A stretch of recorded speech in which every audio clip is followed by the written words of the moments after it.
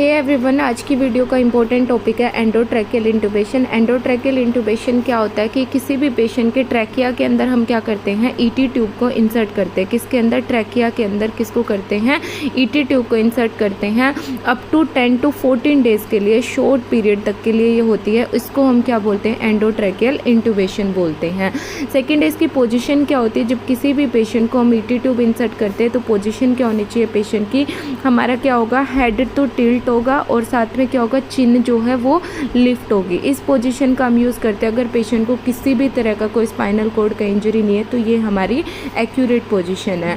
फिर उसके बाद आता है कि इसका जो साइज़ होता है वो कितना होता है। इसके जो साइज़ है उसके लिए फॉर्मूला आता है हमारा।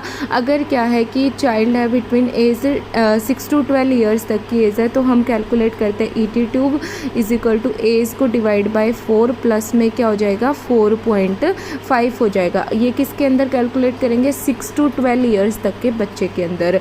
फिर उसके बाद अडल्ट के अंदर साइज़ क्या होता है ईटी ट्यूब का? हमारा 8 से 9.5 mm तक की ट्यूब जो है वो हम यूज़ कर सकते हैं।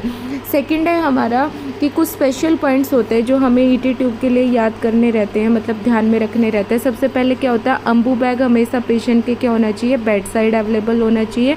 हमेशा जो ट्यूब है उसको सक्शन रेगुलरली करना चाहिए। 4th आवरली उसका सक्शन होना चाहिए। प्रॉपर कैथेटर का साइज़ यूज़ करना चाहिए। नेक्स्ट है हमारा जो इंट्यूबेशन के बाद उसकी करेक्ट पोजीशन जो है वो हमें चेक करनी चाहिए। किससे? एक्सरे से एक्यूरेट हो जाएगी, या फिर हम क्या कर सकते हैं, अस्कल्टेट भी कर सकते हैं पोजीशन को। अस्कल्टेट मतलब जो स्टेथ होगा उससे चेक कर सकते हैं ट्यूब एक्यूरेट है या नहीं। थर्ड, नेक्स्ट है हमारा कि हमें जो कफ होता है इंट्यूबेशन के बाद उसको इन्फ्लेट करना है। किससे इन्फ्लेट करेंगे हम? 5 to 10 cc एयर से हम जो ईटी ट्यूब का कफ है उसको इन्फ्लेट करेंगे और जो उसका बैलून होगा उसको फिक्स कर देंगे, ताकि क्या हो, मतलब प्रॉपर जो ट्यूब फिक्सेशन रहे, बार बार बाहर ना आए। और जो कफ का प्रेशर है ना वो हमें 8th आवरली चेक करते रहना है। और कितना होना चाहिए?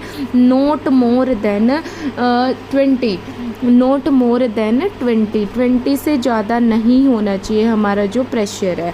ये कुछ इंपॉर्टेंट पॉइंट थे ईटी ट्यूब से रिलेटेड।